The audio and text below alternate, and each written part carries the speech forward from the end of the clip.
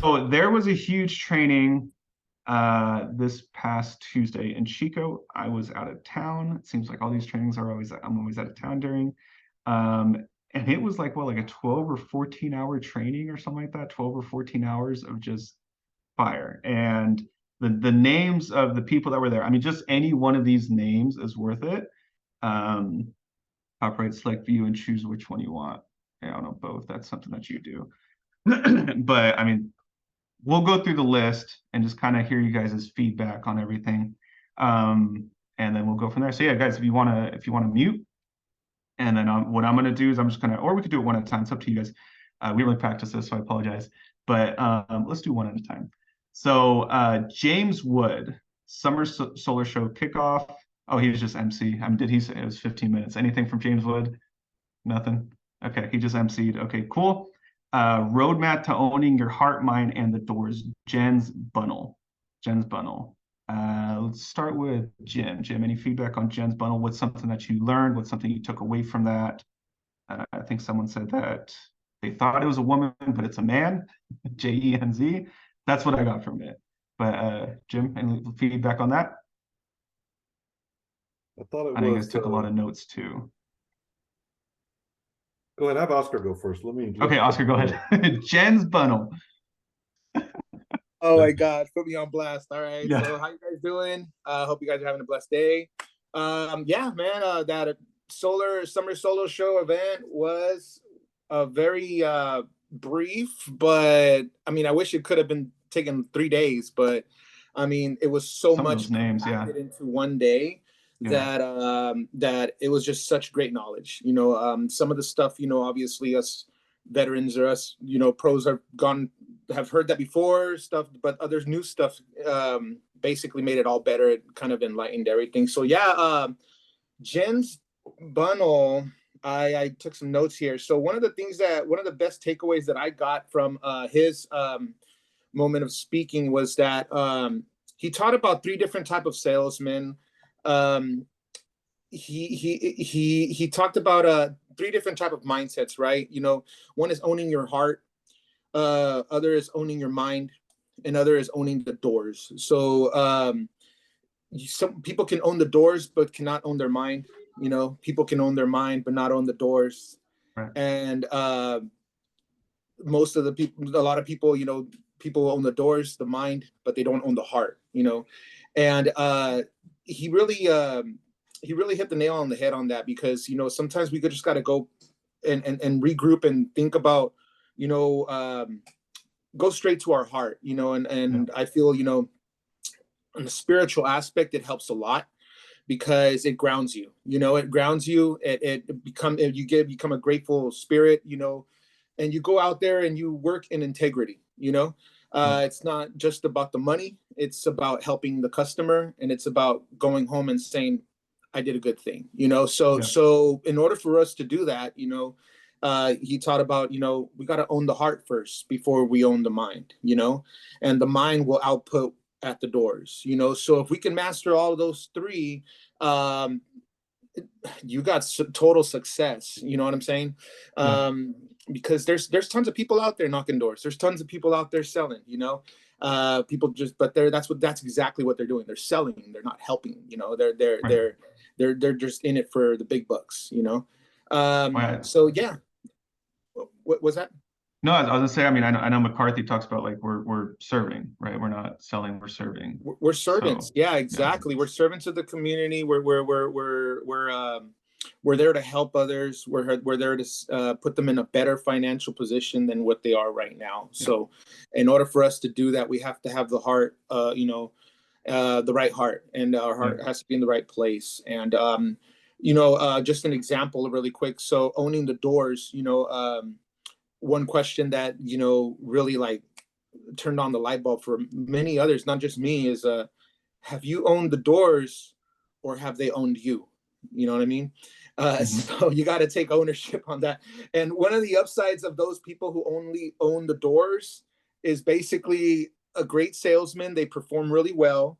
They have quick financial gains, but there's so much other downsides on a person that just wants to knock doors, which is like lacking discipline. They constantly search for motivation. they have horrible habits and routines. They get burnt out so easy. People that own the mind, they have a solid routine. They're driven, they're focused, they're resilient. On the downside, they're not fulfilled. They have poor outlets. They can act out of integrity. And the most important one is owning the heart, where, integrity becomes a lifestyle. You're fulfilled, you act in integrity, and you have deep self-awareness. But, on top of all that, regardless, nobody's perfect. But it's good to identify those three things and to reflect on that. And that's what I took out of it. I mean, honestly, it was a great start of the show.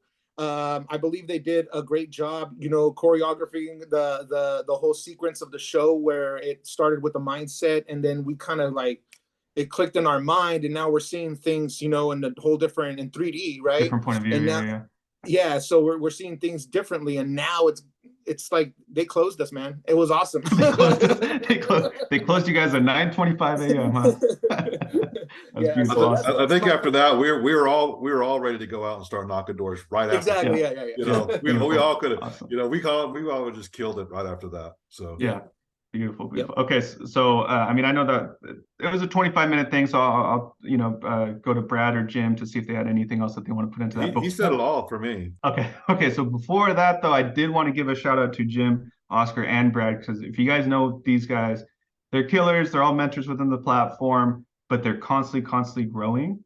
They're constantly learning. They're not too experienced. They don't have too much sales. They haven't made too much money to read a book, to watch a training, to subscribe to a university, to do any of these things. So just shout out to these three, or to wake up at 4 a.m, 6 a.m, 7 a.m to drive to Chico and do a 14-hour training.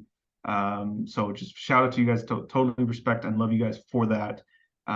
So Brad, did you have anything on Jen, or did you want to jump to Rebecca Ellie? Brad, you unmute. Hold on, Brad, hold on. Unmute yourself. Sorry. Did you have anything else on Jen's? Or do you want to jump to Rebecca Ellie?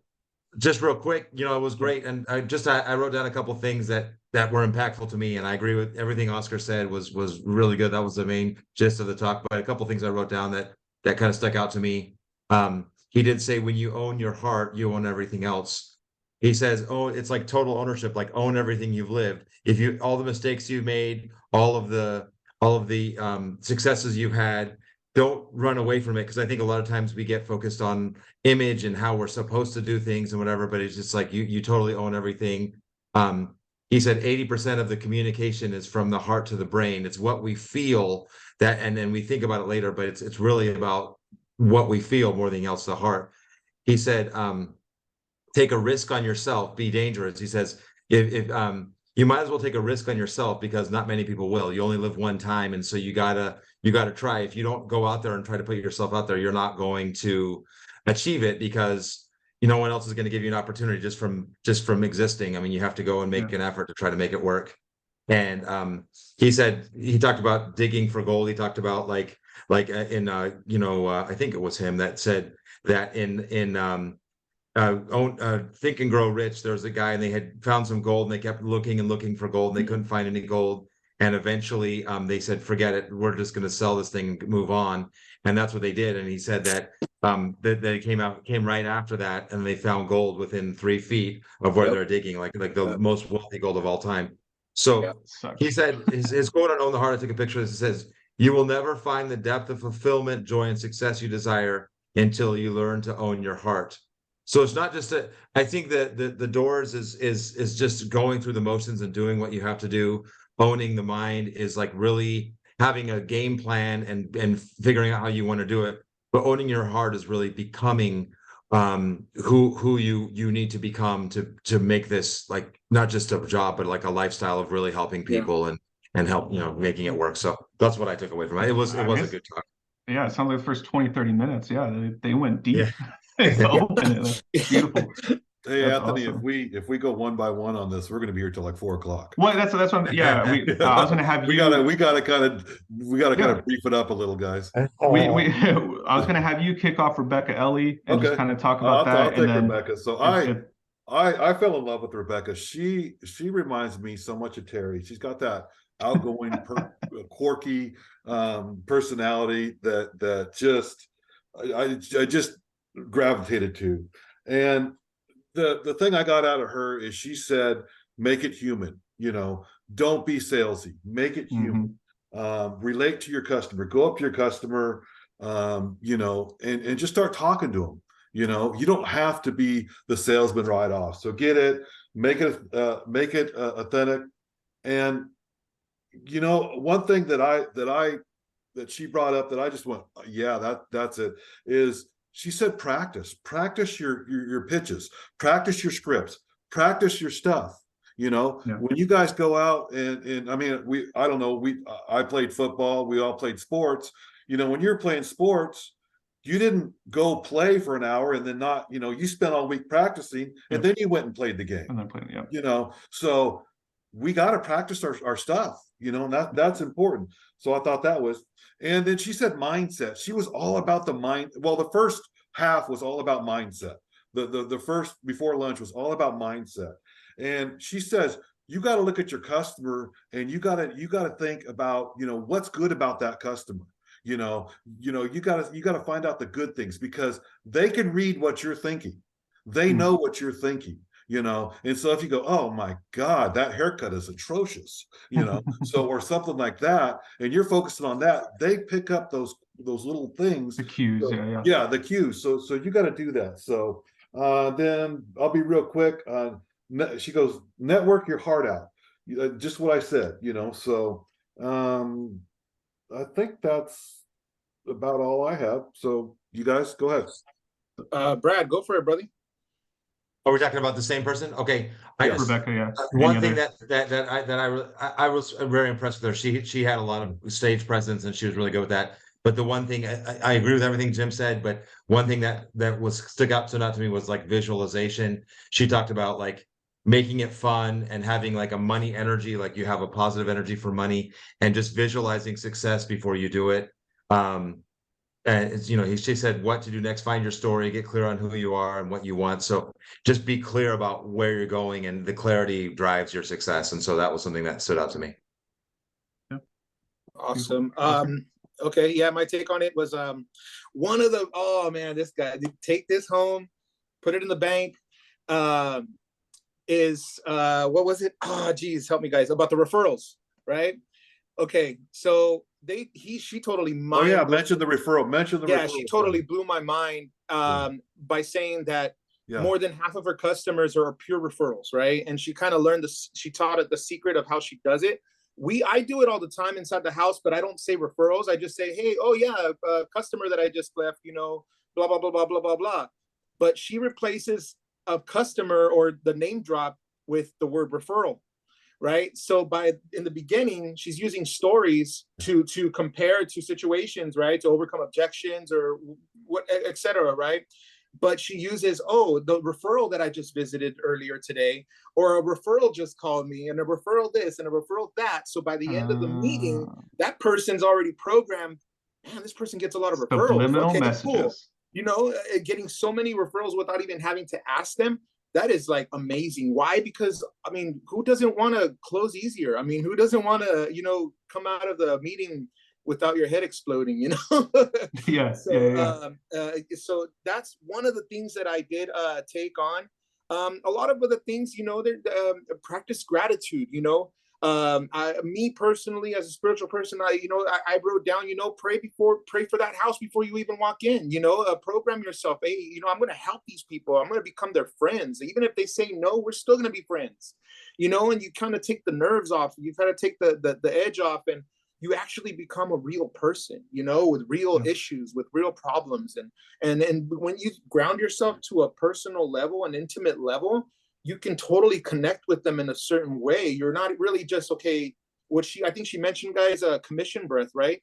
She mentioned something like that, where it's like, don't speak with commission breath, meaning don't be so dry, ask questions, be involved, care about them. And then something also, either it was JKS or Rebecca, correct me if I'm wrong, but they wrote notes about the customer, their stories, what they went through, their kids, what school do they go to? Just, I mean, not creepy or anything like that, but just like little things like that, where you can always call back and be like, oh yeah, how is the car and how is this and how is that? Yeah. And they actually, they say like, oh man, this is a real person. They're not just trying to, get money from me So, or something.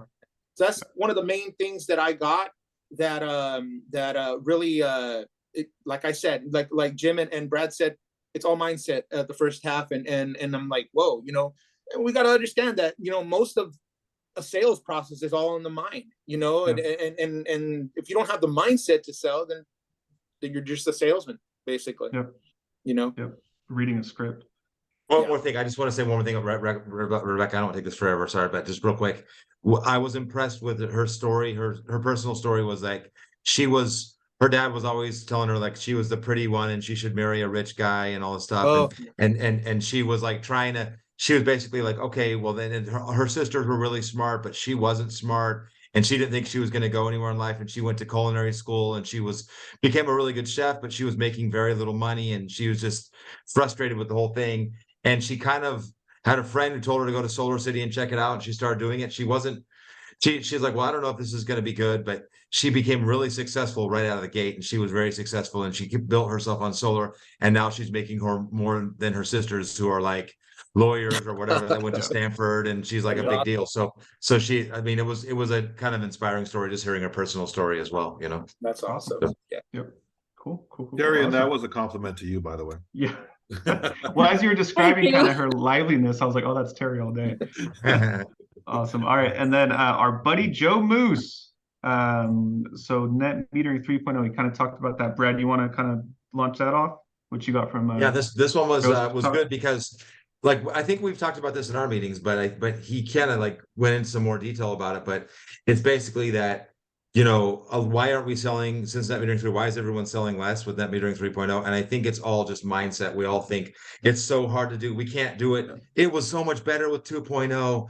But the thing that the thing he talked about, and people were talking about this in the meeting, is just that, well, 3.0 is going to be a lot better than 4.0. So he said the reason why everyone, when 3.0 was coming and we were at 2.0 and everybody was selling crazy with 2.0, like Terry and Lolita and I had a few sales and whatever, everybody on the team. So the reason why 2.0 was such a big deal is because everybody was focused on 2.0. You got to get in before 3.0, and then we sold a lot. So he's saying like, well, 4.0 is going to be 3.0 is a lot better than 4.0 is going to be. So get at 3.0 now because it's going to be a lot worse, and that was a mindset shift that I'm like, that actually really could work. You know what I mean? That's a pretty good idea, And so that was a real big takeaway for me. I'm like, wow, and he just talked about like kind of just kind of a lot of objections stuff, but that was the real thing that I thought was kind of the nugget of that talk, is like, well, let's not focus so much on how bad 3.0. Let's start focus on how good 3.0 is compared to 4.0, or 5.0. One of the quotes he said was, master the mind game. Master the mind game. And that's the one that stood out to me, was master the mind game. And Brad and I have been talking about this, this 3.0 is just a mind game. We need to get by it. We need to get going and we need to move on. We're all better than this. Yep. So, yeah. I like it. Yeah. For me, it's true. It's all about the mind, it's all about the mindset of how you see it. I've noticed a lot of solar companies, that I've heard have dropped sales, more than 50%.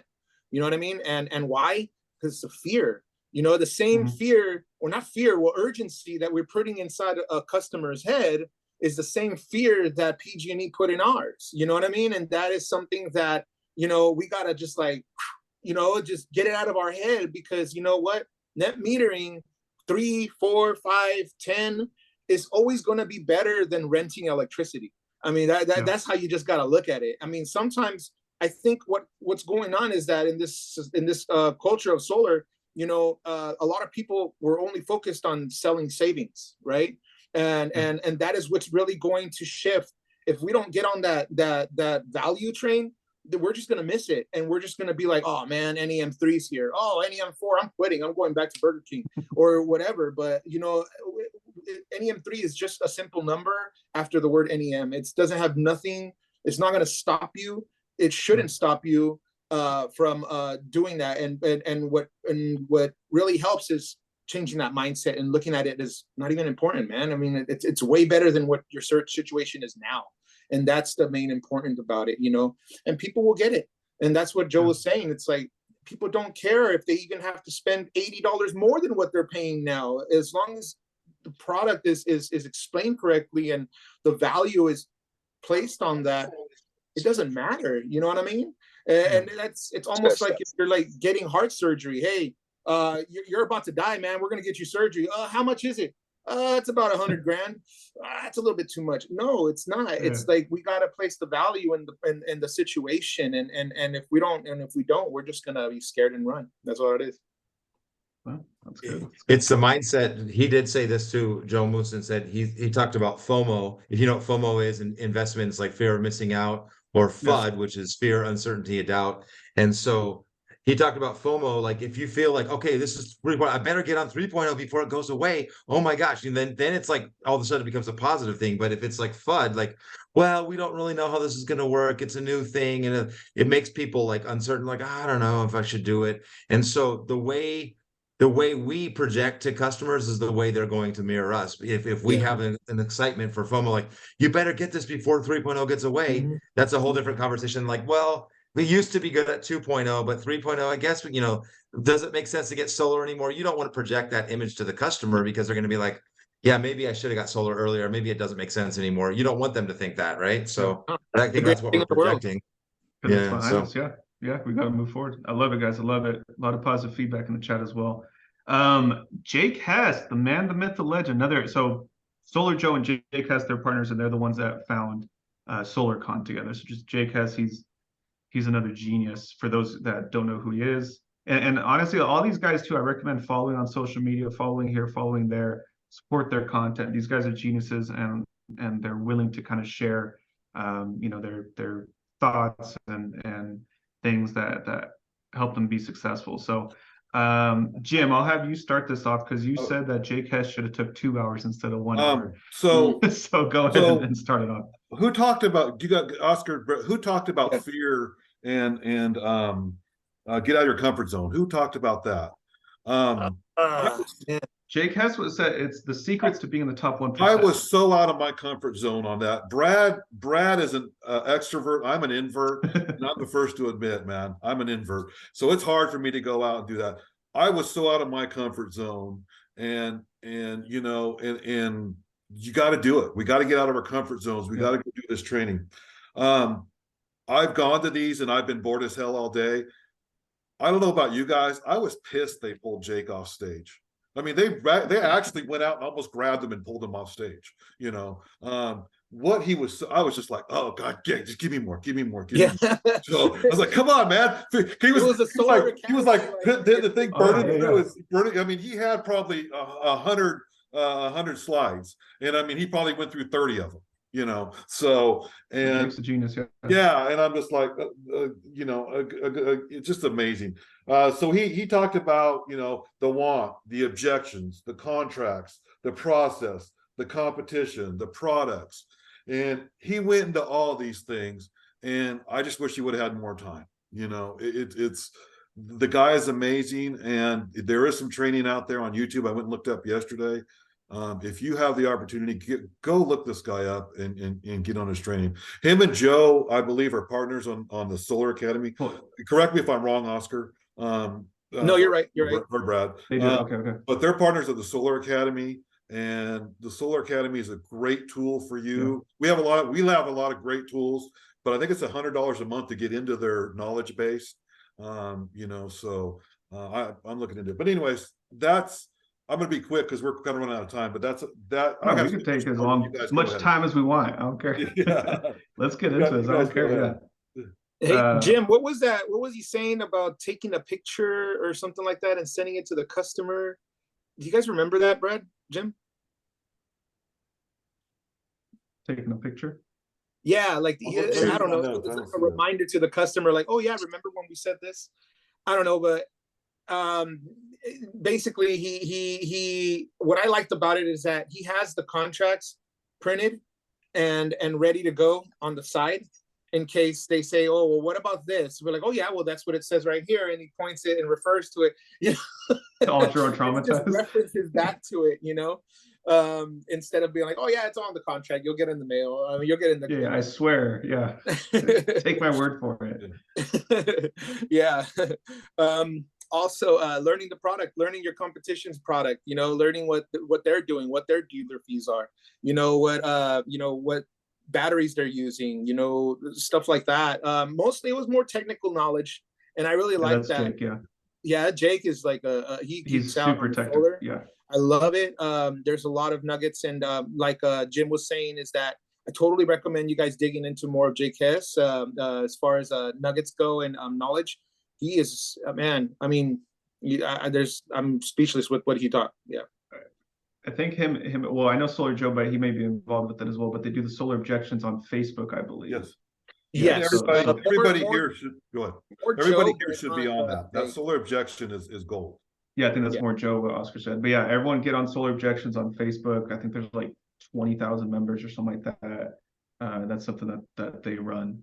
Brad, do you have anything else for Mr. Hess? Yeah, just a couple of everything we're talking about. A lot of what I want to say is being said by Oscar or Jim. So very similar stuff. I agree. A couple other points that he talked about how for NEM 3.0, the strong will survive, and that kind of separates the strong from the weak. And so that's going to help us to actually be better because it's going to eliminate the people who shouldn't be selling solar, telling them it's free and stuff. It's not just going to the help strong us. and weak. Well, I guess this applies to weak as well. But people that are misleading customers or false promises and things. I mean, that is a weak. Like if any of us just lied in our sales, we'd have tons of sales. And that'd be easy. But yeah. So go ahead, Brad. Sorry. You talked a lot about like proposal sell. He said like companies will come back with proposals. Here's my proposal. Here's my proposal. But he talked about how if you really can understand the customer and customize it to their needs, you're going to have a huge advantage over your solar company. And so he talked about, asking the right questions and really understanding the person. So it's not just giving a quote, it's actually making it relevant to them. So I know we've had training about that. He talked about doing 8 objections. In my training, they call it 8 Mile. If you know the movie 8 Mile, yeah, like when Eminem at the end of the rap, he's rapping and he says everything. He insults himself so much when he's doing like this battle rap that the other guy can't even say anything because he insults himself. So he's like, Sam Taggart says 8 miling is just coming up with the objections and giving the other person the objections before they give them to you, and then it's already covered, so they have nowhere to go with an objection. So he talked about the importance of doing that, and then he talked about it was really good, like everything Jim said, the objections, the contract, it went through piece by piece on how to do everything. And the one thing that he did talk about what he was going to offer for that ohm solar. So the one thing that kind of stood out to me is this company was really willing to invest in their people and really help them to get training. So I was actually impressed with the owners and the whole thing, but they seemed like they were really interested in helping people their people become successful any way they could. And they were giving a whole package to them. So I thought it was pretty cool, all the interest they had and, shared it against them. But yeah, very good. Awesome. JKS. And so anyone that does need to sign off, and we're going to go over, if Jim and Oscar and Brad are willing to sit the next 30, 40 minutes or so and continue talking about this, we're going to go over. So if you have to go at 2, we understand. But, just to backtrack what Brad said, every one of these guys, Ohm Solar did this by themselves. Yeah. They allowed us to come in. Yeah. Every one of these guys gave their phone numbers. Every one of these guys put their stuff up and said, if you have a question, if you need help, I'm there for you. And what other industry does this? Yep. We're all competition with each other, but we're out here sitting there helping each other. Yep. How many times have you got a text from somebody saying, hey, how do you do this? Or what do you do this? And they're willing to help us. And I'm a big advocate of pay it forward. They help me. I'm going to get the knowledge. If somebody asks me about it and I know it, I'm going to pay it forward. So that's what one of the guys had mentioned too, is that, we can't just cage knowledge, right? That I think that's one of them mentioned that, and that's the key to leadership, right? But yeah, one of the things really quick is that I've been using to my team that I lead through Apex Energy is that we are in a season of adaptability, right? And Jake has, he said it also, he said, if we don't adapt, we die, we got to adapt, and the more knowledge we have we're gonna go more ahead than the ones who don't want to learn. So yeah. Yep. I love it. I love it. Love it. How was the lemon chicken and tri-tip? Was that good? Very good. That was pretty good. Yeah. All right. The I roll. was impressed that they would include that in the thing when the tickets were like $49. I'm like, really? You're gonna include all this, good, Some tri-tip and good lemon chicken. food? Oh, yeah. Oscar and I bought the VIP, and we got to go through the lunch line first. So Oh, Yeah. right. Yeah, It was cool because Joe Moose he would see like other people in the line and be like, "No, Oscar, come on, get in the front of the line. You're VIP." I was like, You're "All right, VIP. give my tri-tip." That's awesome. it was cool. Yeah, I came and grabbed me by the arm and said, "Come on, you're going with me." Yeah. Beautiful. All right. The groovy way to choose an installer with Cody Pitts. Looks like about 20 minutes. Anything on that? Now, Cody Pitts was one of the owners of Ohm. Okay. Go ahead, Brad. So he basically gave a roadmap on how to interview installers, based on their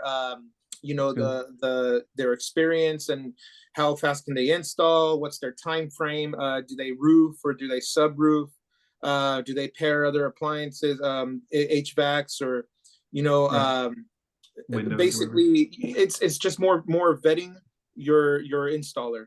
Basically, I don't really have I have a lot of notes on that, but I would like to hear more on Jim and Brad's view on that.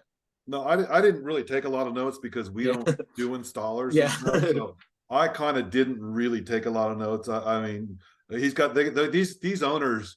They're young. What were they? High 20s, like 20. High 20s, yeah. Yeah, these are young guys and they're millionaires. And but their attitude is infectious.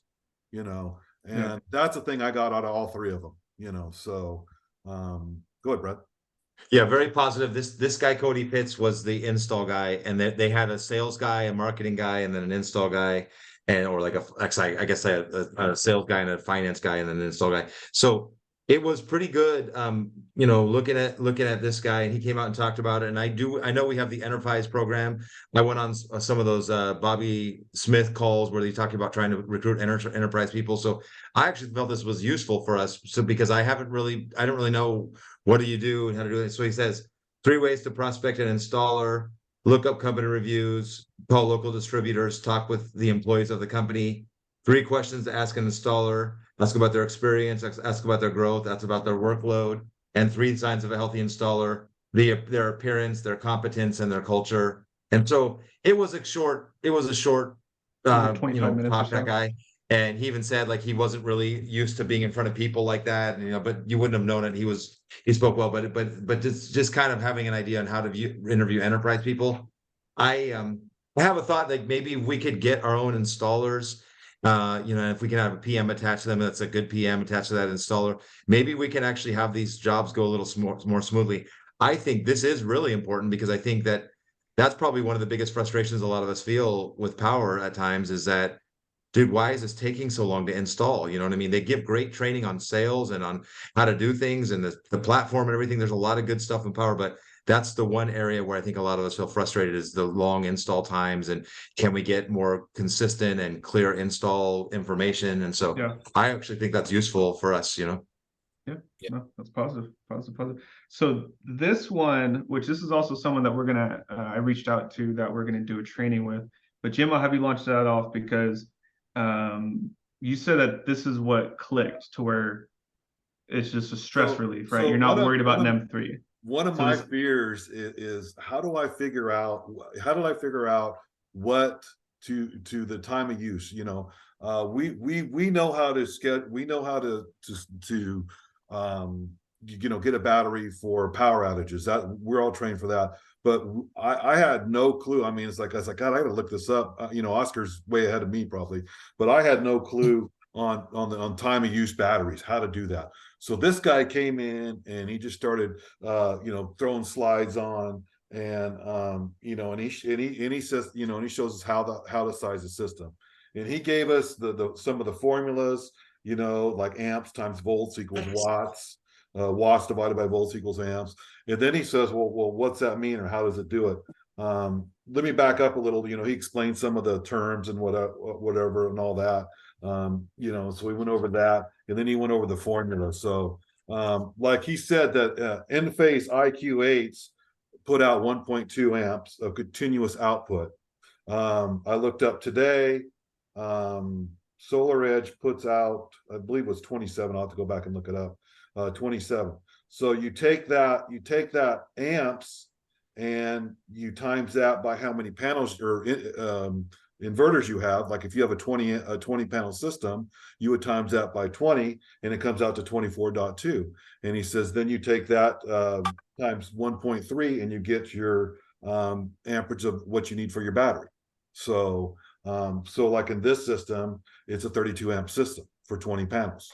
So now that you have this and you know this, you can take this forward and sell it in California, and you know that you're going to fill the max capacity of the battery.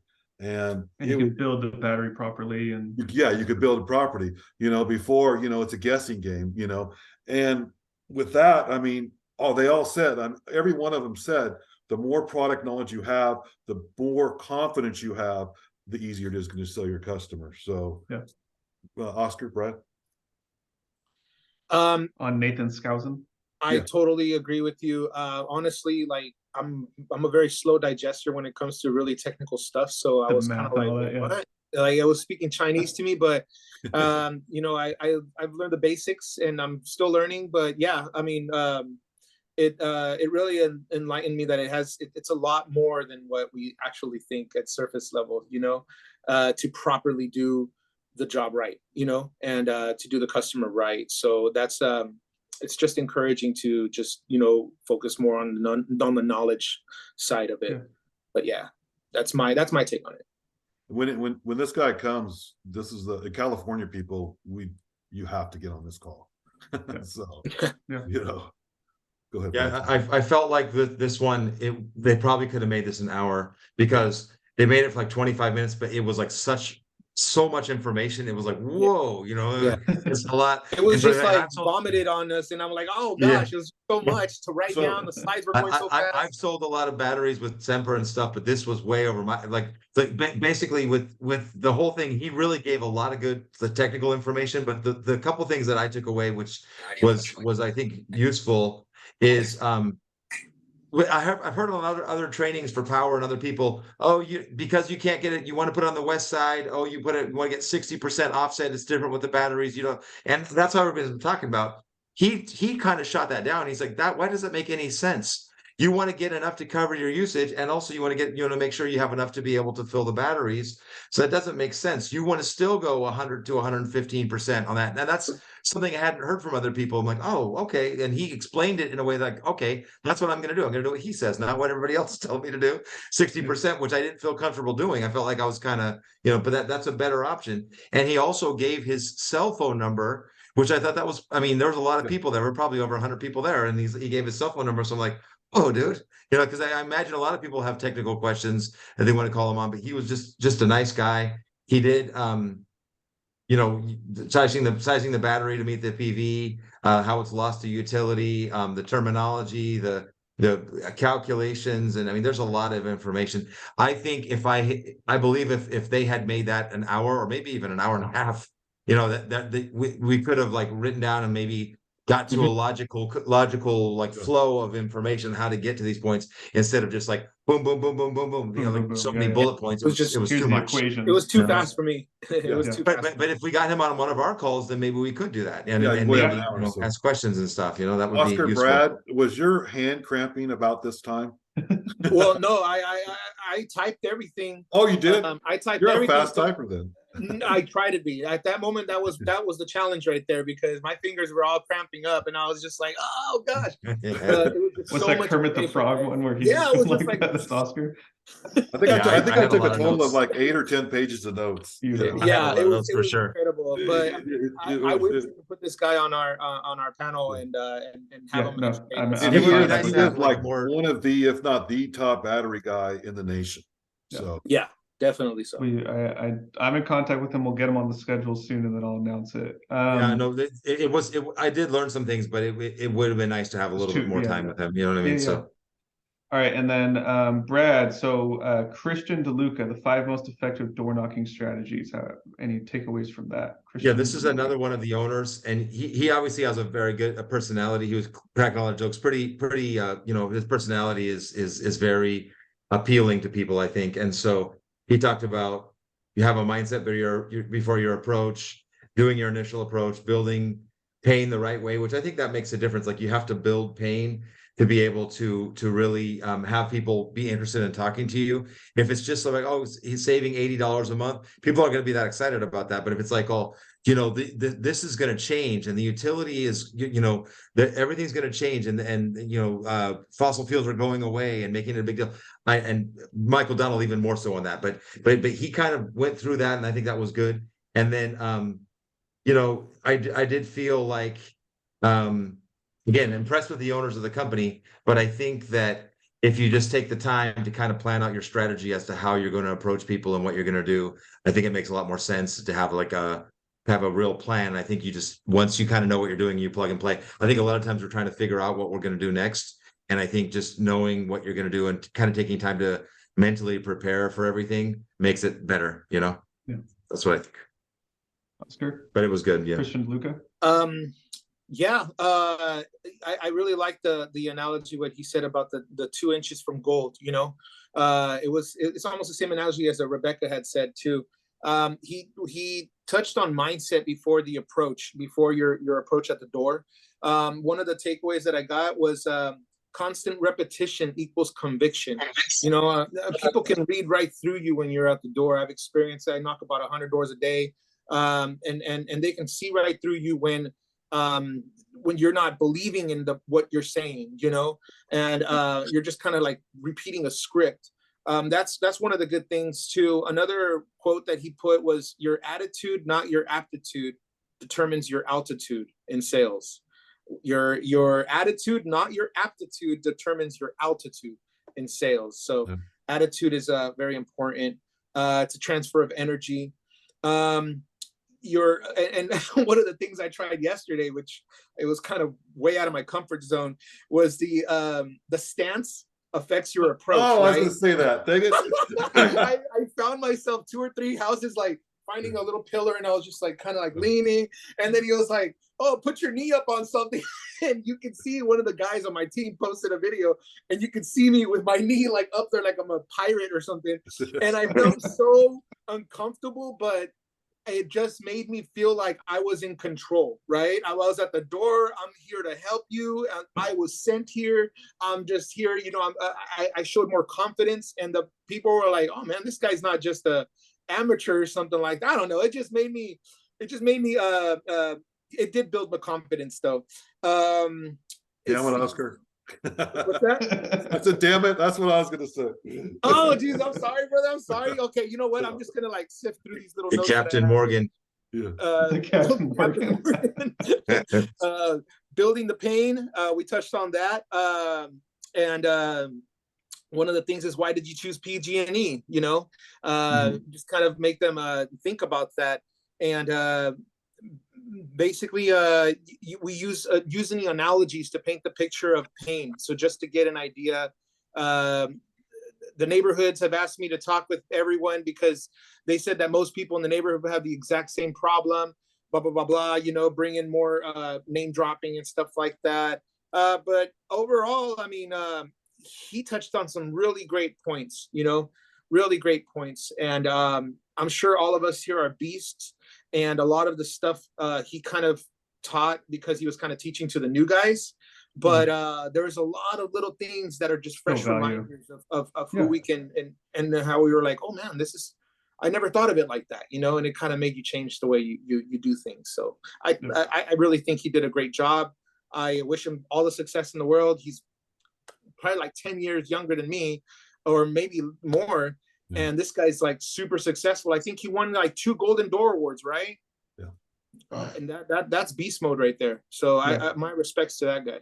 He was recognized at SolarCon as having the best door approach of anyone. He was like the #1 for SolarCon. So that was kind of when I went to SolarCon this past year. So he was like recognized for that. So that was pretty cool.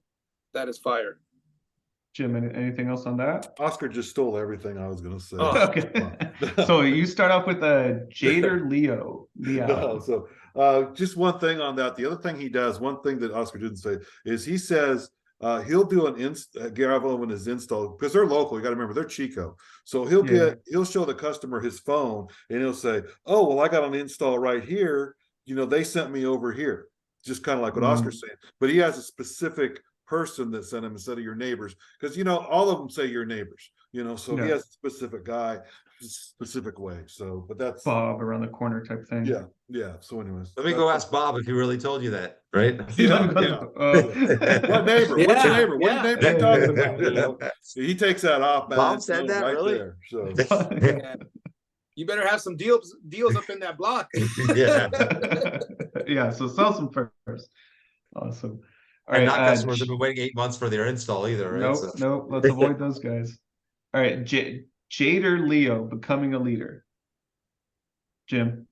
I don't know what happened. What was Brad? I can't find my Already notes on that. Brad, go ahead. Jader Leo. Yeah, this becoming a leader. guy was a guy who was from Brazil. I knew, so I went on a mission for the Mormon church to Brazil, and he went on a mission for the church in Brazil. So I got talked to him after, so I connected with the guy. But In Portuguese, right?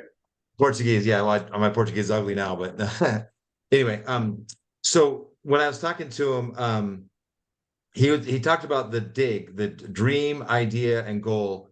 He said, what I don't, he kind of talked about mapping out where you're going, and he called it the VIP, the vision, identity, and purpose. And so your thoughts are the currency where you're purchasing your dreams or your purpose. He basically said your vision is what do you want? And he said a lot of us don't ever take the time to really think about in our life, what do we really want in life? What's the ultimate thing we really want to get out of life?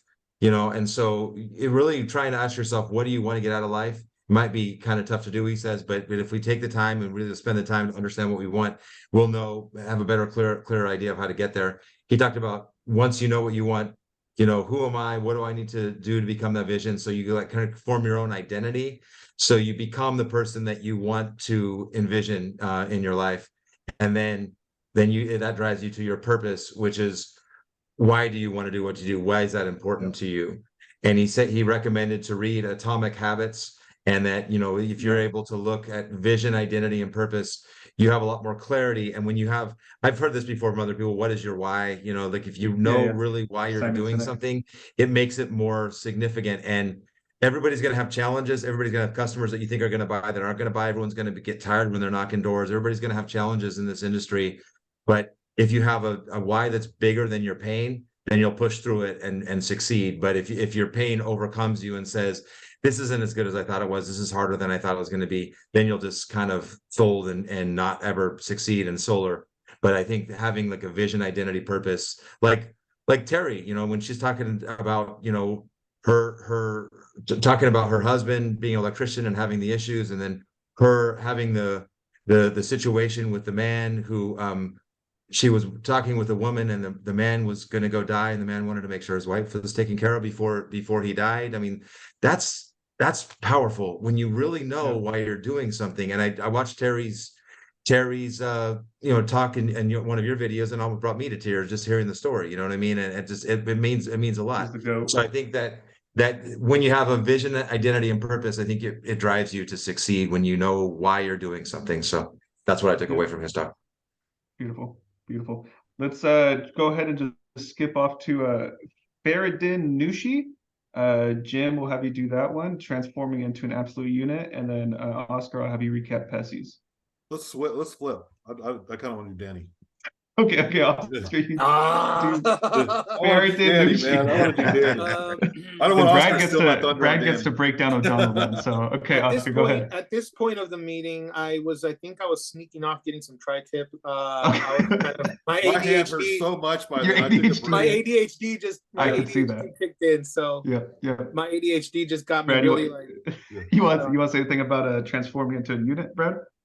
Yeah. He said he had this thing. He said to have rejection tolerance, create a routine, surround yourself with affluent individuals who inspire you, grow your emotional IQ, and understanding of yourself, and constantly put yourself in uncomfortable situations. And so he talked about, yeah, he kind of talked about the average person doesn't like to have rejection, and so you have to, like, by having rejection, you have to build rejection tolerance. You have to have a repeatable process for a routine, and as you keep doing your routine, it's going to become easier. He said a lot of people like, oh, today I'm going to do this, today I'm going to do that, but if you follow the same routine every day, you're going to be a lot more successful. And then he talked about how if you want to be successful, you be around other people. His quote was, you can't fly as an eagle if you're surrounded by chickens. So like you have to really be able to focus on becoming being around people that are successful. I think this is a good group for all of us, that we can all kind of inspire each other, but being around in general people who are, you know, maybe wealthy and maybe successful, that I think that's important. And then he talked about getting emotional IQ, you know, learning communication, organizational development, understanding others, de-escalation when the things are bad, and just leadership, just learning how to kind of be able to lead others. I think that's an important skill as we're trying to build teams in here. And then finally, talking about putting yourselves in uncomfortable situations. When you're in uncomfortable situations and you do it over and over again, it becomes less difficult for you, and you'll grow and you'll get better over time if you just put yourself in situations you don't want to be in. So that's kind of his summary of his talk. Awesome. Um, Stuff. I think I found some notes here. And Brad and Jim, I think he is the one that said constantly put yourself in uncomfortable situations. So yeah, one of the things that I wrote down, and this is something that I am personally like working on, is everybody wants to build a bubble of safety around themselves, right? And since I'm out there on the doors, I looked at it this way: I'm gonna knock on every no solicitor door that is in the neighborhood, because half of the people are like, oh, no soliciting, oh, we're gonna walk right by it. No, half of the people that have that sign, they don't even know they have that sign on their door. Yep. Sometimes they just buy the house just like that, and they also say that the no solicitors are the most biggest buyers. So they don't trust themselves. Yeah, don't trust themselves. They're just like, all right, here. They're laid out. So yeah, and that's one of the things that I've noticed also in the door-to-door world, is that there's a certain group like that will just focus on the savings area, the poverty area, like, hey, well, this is save you money, but what about the big areas, the mansions, the nice areas, yeah, the farms and all that? People are so scared to knock on those, and those are the ones that I want to go to. Why? Because there's less people knocking, and there's more opportunity for us, and but it all involves putting yourself in a very uncomfortable position. So I think NEM3 is a very big uncomfortable position, and I think only the brave are going to survive. Well, that's one of the biggest things that I took. Routines, create a process, a repeatable process, and what Brad hit on was rejection, and that's one of the biggest things that is going to lead to success is rejection tolerance. Got to be able to take a no. Yep. All right. Danny Pessy. Man. Oh, he was talking about get out of your comfort zone, and then Danny comes out, and first thing he does is get us out of our comfort zone. Yeah, for real. Whoa, what do you mean we got to do something? I just want to take notes. And the first thing he says is, you're not going to sit here and take notes. What? What? Y'all get out your pen and paper. Start throwing me objections. So start throwing me objections. We came to a list of 25 objections. And then he says, now, you got 5 minutes to fill all those out and respond to each one of those. So we had 5 minutes. He says, after the 5 minutes, you're going to go get a partner that you don't know, and you're going to compare notes. There's 2 responses to each objection you have. And then when we get done, I'm going to give you a third. So every objection, you're going to have at least 3 responses to. I was like, whoa, and he goes, go. And he did it. 5 minutes, he cut us off. So I think I did all but one. I got all but one. Then we did then we did it and did it.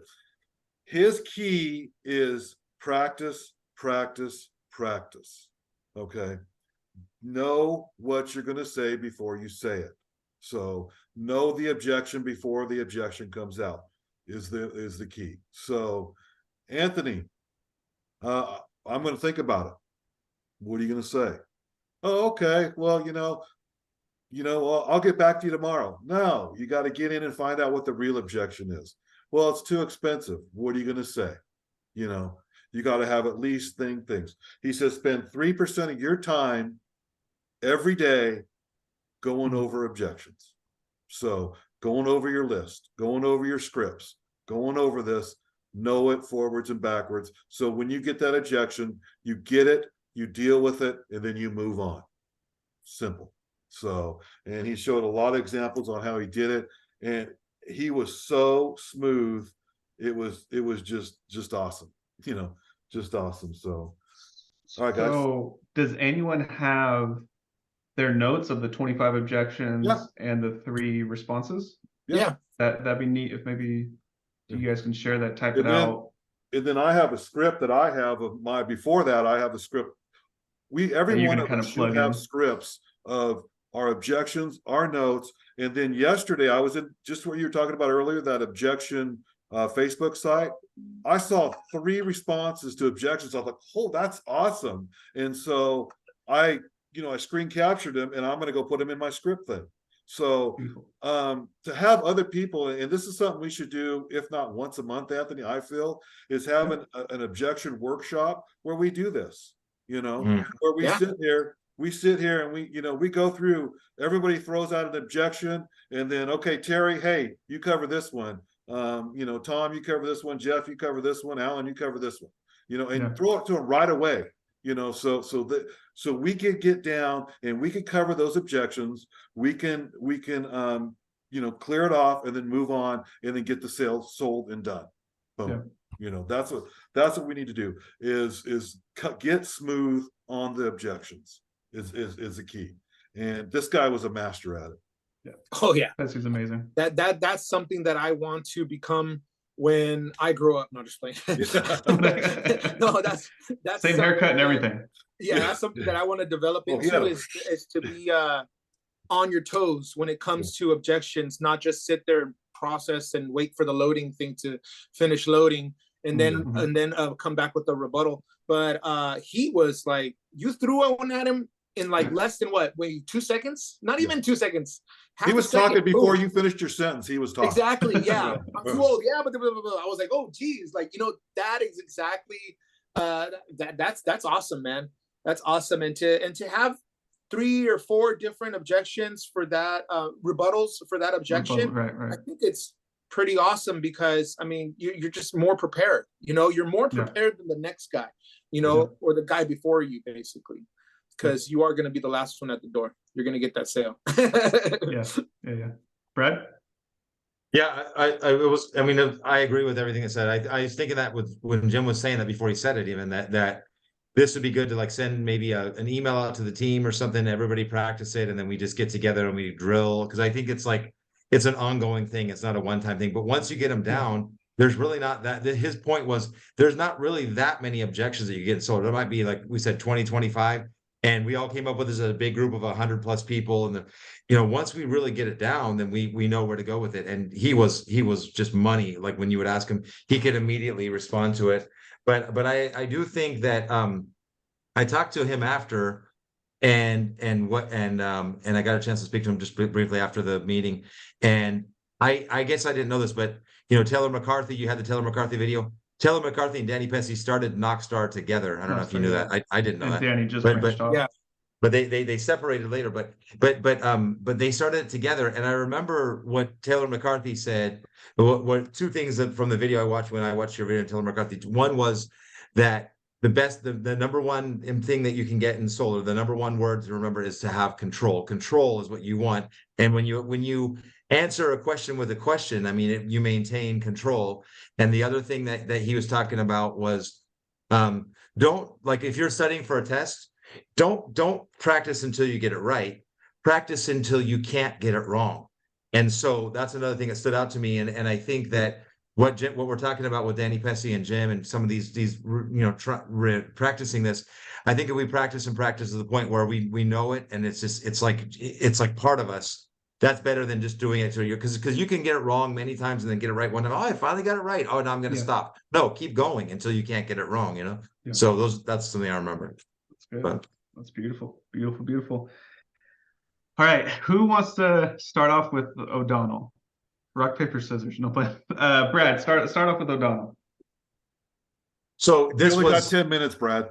No, yeah. this was maybe the best, and I don't know if you guys agree with this, but I've seen a lot of solar presentations in my life. I've never seen anything like this. This is the best ever I think I've ever seen.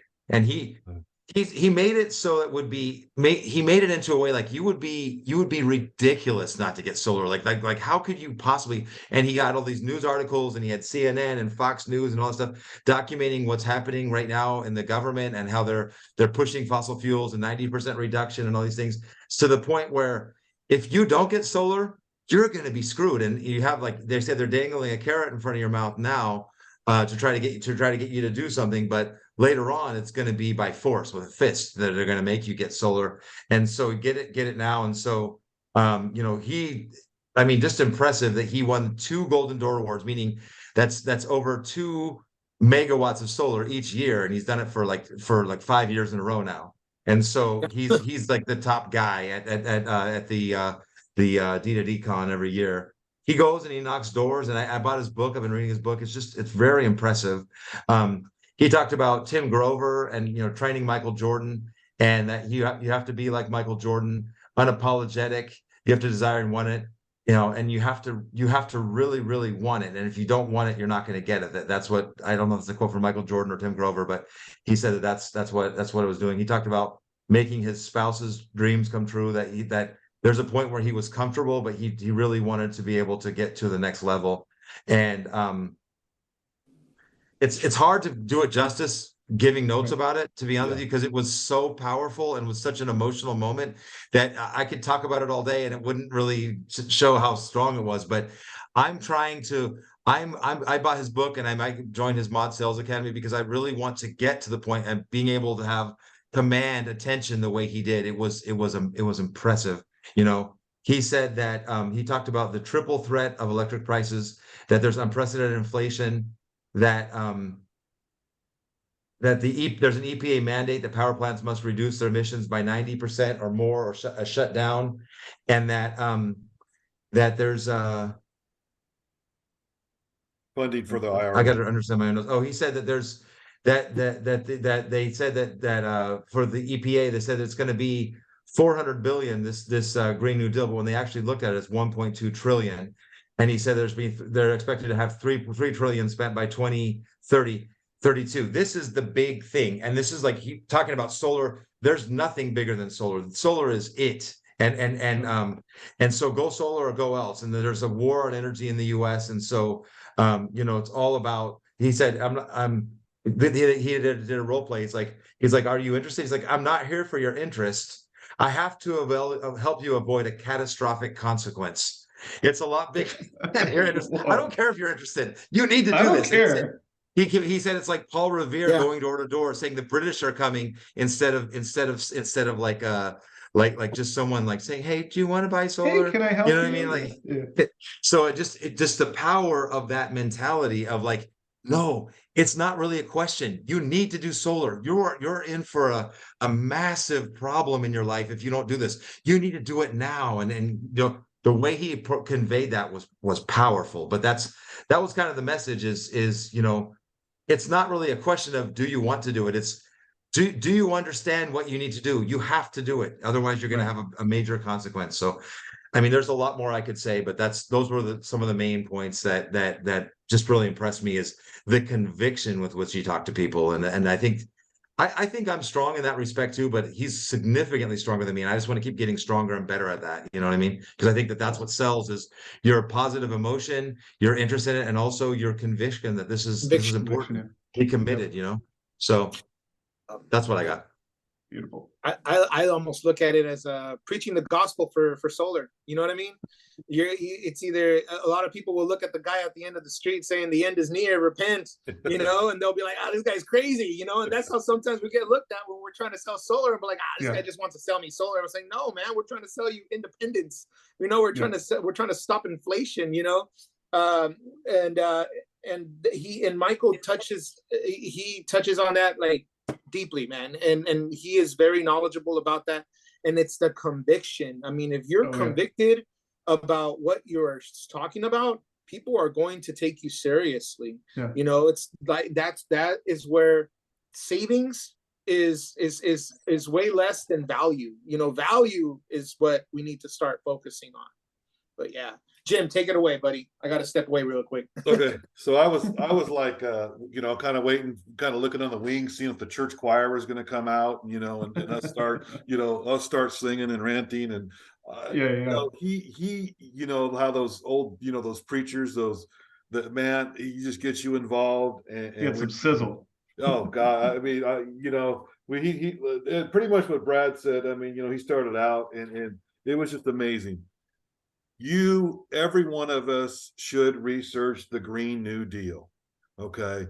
And that's kind of what Brad started to get a little bit. And that's what I spent most of my day yesterday doing, researching this Green New Deal. This is going to do the triple threat of prices, what Brad just talked about. It's going to raise rates to an unprecedented level, and it is a war, and he is showing pain better than anyone else out there. He's closing 7 out of 10 people he gets in front of, because he is showing the pain. That's what he talked about, showing the pain and showing him how to do this, showing everything Brad talked about. I mean, like I said, I think I got 4 pages of notes just on him, you know, that I could go through. But he's showing the pain. I've also looked at his Mod Academy. It's $500 for the year. I'm signing up. That's probably going to be, well, the best $100 I ever spent was Tuesday. That'll probably be the best $500 I've ever spent. You know, I actually jumped on a couple of his mod things. I got the code to get in, so I jumped on it Wednesday, and I was just as fired up. So I'm definitely going to sign up and get under this guy. He is fire, and he has a book. He is explaining the war. He went on an hour and a half. They gave him an hour, and he said, "Screw you, you know, you ain't getting me off this stage." He almost fell off once. I don't know if you saw that, Brad. So, you know, he's in his flip flops, and you know, it's a summer party, and a lot of guys are out there on their flip flops and, you know, board shorts and all that. And I mean, you know, so Hawaiian shirts and everything. Yeah, Hawaiian shirts, and it was just a great time. You know, we're supposed to get out at 7 or 6. We didn't get out till 7:30. I unfortunately didn't get to stay. I thank God Brad stayed and talked to people and got, you know, some numbers. I had to get home. I was just exhausted. You know, I was like Anthony said, I was up at 5 o'clock. I was just exhausted. I had to get home. And as I said, I think this is the best $100 I have ever spent, bar none. You know, so beautiful. But I think both Oscar and Brad would agree with me on that. Yeah, it was amazing. Yeah. Go ahead, Oscar. Sorry. I just popped in, but I totally agree. I totally agree. Whatever he said. From the little 5 seconds that I just heard right now, truly worth the investment. I actually I have problems sleeping, so I couldn't leave at 5 o'clock in the morning. I was probably more likely awake at 5 o'clock in the morning. But I actually got a hotel nearby, so the night before, so I can better my chances of getting there early. So yeah, I mean, it cost me a few $100 and flat tire on the way back, but you know what? I don't care about that. It was much more worth the knowledge. It's about the sacrifice. It's about the investment. And if you don't invest in yourself, then no one else will, you know? And it's all about, you know, knowledge. And these guys really did like a SolarCon Junior in one whole day. And they just cranked it all up. I'm really thankful for them, and thankful that they put that event out there, even if it wasn't, you know, exclusively for us. But we were blessed to be able to tap into that event and gather all that knowledge that we can bring home to our base. So four things I got from that. Number one is pain. We got to show the pain. I got to do a better job of that. I could say myself, I am not bringing the pain the way it should be on. Second thing is urgency. And he talked about it, like what Brad said, he talked about urgency. It is imperative we do this today. Your rates are going to go up tomorrow. You know, you got to let that customer know we have to do this today. Right now, I'm not going to be available tomorrow. You know, I got my calendar's booked tomorrow. I'm not going to be able to do it. Let's get this done today. What objection do you have? What out there is holding you back? Let's get this done today. Get that urgency. I think it was Danny. Education and knowledge is the key. You have to know what you're talking about. And by knowledge, you don't need to know the ohms of each thing. You have to be the knowledge of what you're selling, what your competitors are selling, and you got to be able to tell the customer of that stuff what, you know your shit basically, and you know it better than anybody else. And the fourth thing is practice. We have to practice our stuff. I'm not doing it nearly enough, and I'm going to convict myself to practice. And so that's the four things I really got out of this day, and I think it makes me a whole lot better person. I was so impressed with Michael that he was talking about how he had at the DDD Con, he not only had won all those awards year after year, but on the last one, he had like a bunch of his people. I think he had 12 or 13 of his own people up there getting DDD awards that he taught the words. So it's like a pretty impressive group. And reading his book, he said that the book was written in 2022. He said that in 2021, he sold 1,200 solar deals. And it's like trying to think in my mind, how is that even possible with the amount of, I mean, like if that's like 3 or 4 a day, every single day, you know what I mean? That's serious commitment, you know what I mean? And so just it blows my mind a little bit thinking about selling 1,200 deals in a week. Those are door-to-door sales. Those aren't virtual sales. Those are door-to-door sales. This guy is not, 21 years old. I mean, he's 40, probably, 50 or so. 2 generations over He's us. my age. Yeah, he's a veteran, man. He's 58. I mean, I looked in the book. It has his birthday. He's 58 years old, knocking doors. You know what I mean? So he's not knocking doors. For him, he's knocking doors now. Like he still sells his own deals even now. Well, he has a team knock the doors. He goes and sells them. Yeah. But awesome. it just, even people on his team making that much money, it just, I don't know, makes me want to move to Arizona. You know what I mean? One thing that I do recommend, is that is something that I read, because I've already attended a couple of his personal classes, throughout the years. And one thing that has helped me so much in my sales process is the pre-frame. When you're framing the sale from the beginning, letting them know I am not coming back. I am this is it. I got 3 or 4 appointments throughout the day, and there's no way that I'm going to come back and start chasing everybody down. You either do this now or we don't do it at all. But I'm basically it's so beautiful the way he puts it, and he taught me that formula, and it works. People take you seriously from that moment on to the sales process, and it's like, hey, at the end of this, there's going to be a fork in the road. You're either going to go solar or you're going to just marry the utility company again, and it's just a basic decision. It's not a big deal, and that helps me quite tremendously. And that's what he talks about. And I wish I had the grit like he does, where it's like, hey, I'm not coming back. I'll send a proposal to the marketing guy, and the marketing guy, punch some numbers, and he'll, he might change the prices due to the interest charges, but I ain't coming back. Don't even think about it. And I'm like, wow, that needs a lot of, He's hardcore. Yeah. Yeah. But is that what you're doing now, Oscar? On your door knocks, are you saying now or never on your presentations for door knocks, or no? I'm not coming for back. door knocks. Yeah, but right now on your presentations, are you doing a 1-call close or not at all? Or no, on my presentations, I go in and close a deal right there on the spot. But on the door, I don't like really much same days. I don't like all that. I like to tease them and tell them, hey, you know what? I'm here for doing an energy savings report, or I'm doing a savings survey or whatever, blah, blah, blah, blah. We're just trying to see where you're at. It's hard to do that with the way Powur works, with the Powur proposal tool. It's kind of hard to do it immediately. I mean, I guess you could, Well, Brad, also door knocks that they may not have the spouse there either, where you can schedule where the spouse is there, because we don't want to do one-leggers. Yeah. So what I would do is I usually go into the door. You know, I kind of cause the curiosity. I cause all of this. I don't talk about solar. We're talking about energy. And you know what? What are your bills like? Okay, perfect. You know what? Are you going to be back here tomorrow around 4 o'clock? I'm just going to drop off the report to you. Basically, it's a proposal, right? And you're going to drop it off. That gives you the whole day to get the proposal, figure out the pricing, and all that stuff like that. You come to them and be like, hey, you know what? Now you're building the pain at the door. This is what's going on with PG&E, and this is what could be happening with you. You know, right now we're going to take that money out of the rent bucket and we're going to put it into the owning bucket, and we're going to own our energy versus renting it, and this and that, you know. But if you got like 5 minutes, we can sit down. My bags are heavy. I would, if you have somewhere I can place my stuff. Oh yeah, come on in, and there it's done. And so you're closing them at the door. It's kind of different when you get assigned an appointment. When you get assigned an appointment, it's a whole different hat. You know what I mean?